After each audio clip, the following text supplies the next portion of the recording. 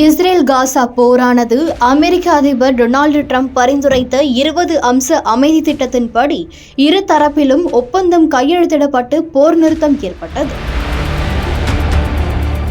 அதைத் தொடர்ந்து இரு தரப்பிலும் பிணை கைதிகள் விடுவிக்கப்பட்டனர். ஹமாஸ் ஆயுத குழுவால் கொல்லப்பட்ட எஞ்சிய பணைய கைதிகளின் உடல்களை ஒப்படைக்கும் பணி நடைபெற்று வரும் நிலையில் காசாவிலிருந்து இஸ்ரேல் படைகள் வெளியேறி வருகின்றன.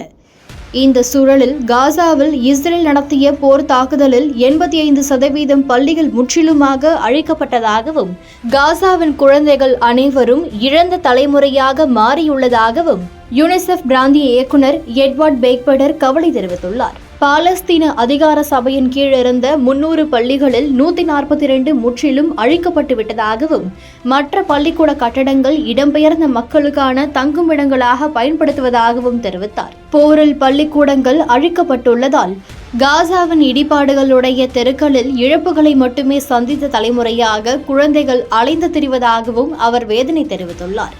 இடிந்த பள்ளிக்கூடங்களை மீண்டும் கட்டி எழுப்புவதற்கான அத்தியாவசிய பொருட்களுக்கு கூட இஸ்ரேல் அனுமதி மறுப்பதாக எட்வர்ட் குற்றம் சாட்டியுள்ளார்.